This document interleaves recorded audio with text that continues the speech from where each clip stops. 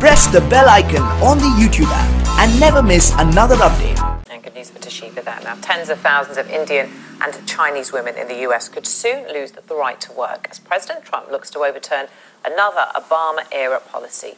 In 2015, the US government granted the spouses of highly skilled immigrants the right to work for the first time ever. Most of these foreign workers come from India and China and are men who are largely holding these primary visas. The BBC's Yogita Lamai reports from New York. America's the only home her children have ever known. Neha Mahajan migrated from India a decade ago. Her husband is on a visa given to highly skilled workers. And 2 years ago, as his spouse, Neha was, for the first time ever, given the right to work in this country. Now, President Trump intends to revoke that. Feels like I am getting back into a golden cage. It's as if they're sending this signal to me that my skill sets and my abilities do not matter in this world.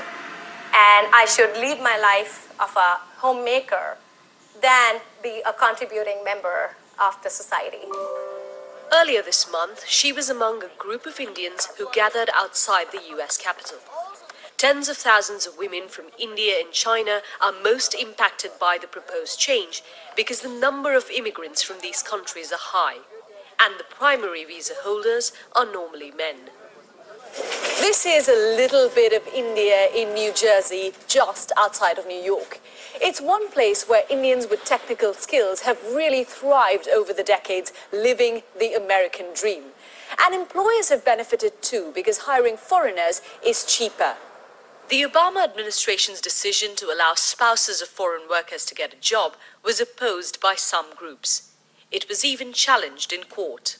A case that might be rendered irrelevant now, given the new president's views. That's something that Trump has been very vocal about. He wants jobs for Americans and he wants wages to increase. If you keep bringing in more workers, the employer wins, great, he gets cheaper labor, but that does not help the American worker. For many who make the journey from India, a country where social pressures often force women to quit jobs, the idea that America would deny them that right is hard to come to terms with. Yogita Lamai, BBC News, New Jersey.